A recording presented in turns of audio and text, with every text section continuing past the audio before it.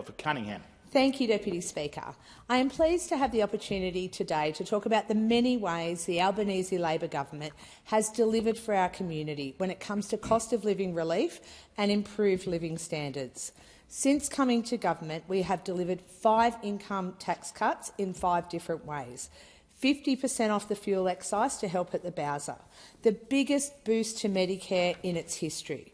Record rates of bulk billing, with 25 GP clinics in my electorate now 100% bulk billing clinics. Caps on the price of essential medicines. Medicare urgent care clinics that have seen 68,000 free visits in Corrimal and Dapto alone. 2,521 cheaper home batteries and 14 community batteries in my electorate, helping to slash power prices for thousands of people. Nearly 23,000 students in my electorate, with thousands wiped off their student debt. Cheaper childcare for local families. Higher wages for nearly 3 million of Australia's lowest paid workers every year. Increasing the Medicare low-income levy for over 1 million Australians. 50% increase in rent assistance for more than 10,000 Cunningham renters. 1,159 first home buyers in Cunningham supported with 5% deposits, and thousands of homes built across the country. Deputy Speaker, I could go on because these are only some of the ways that we have brought the cost of living down. Needless to say, that is quite a list, but we know that Australians are doing it tough. Inflation, the war in the Middle East and a decade of underinvestment by those opposite who are now trying to convince people that they would have been better off under a Liberal government. I don't think so.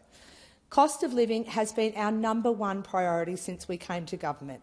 It remains our #1 priority, and we have delivered yet another budget that puts cost of living and fairness front and centre.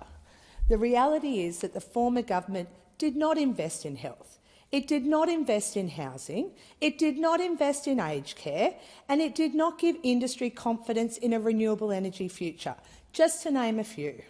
We have had quite a mess to clean up, and we have wasted no time at all. Our focus has been on supporting Australians, on those people who are really doing it tough. We want to ensure that Australia is the place that lifts people up and leaves no one behind. We've worked hard to ensure that workers earn more and keep more of what they earn. Those on the minimum wage or reliant on awards make up about 1/4 of Australia's workforce. That's people working in our cafes and supermarkets.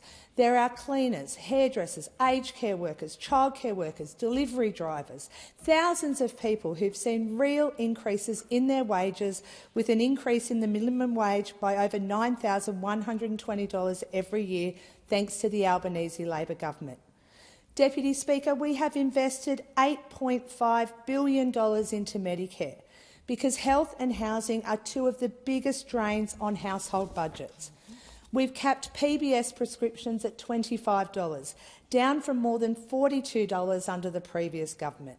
And we've added more and more medicines to the PBS, including new and amended medicines under this budget for conditions like cystic fibrosis, chronic kidney disease, cancers and more, made cheaper.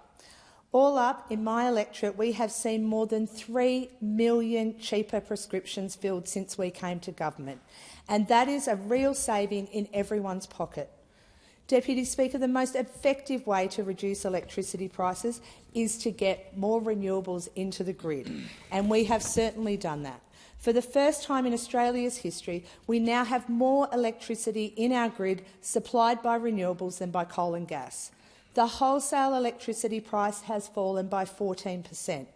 And in my electorate, more than 2,500 homes and businesses now have a solar battery, thanks to our cheaper home batteries program. I've spoken previously about the difference that this has made to electricity bills in my electorate and what that has meant for local people. The facts are that if we had continued along the path the Liberals and Nationals had us on, Australians would be worse off.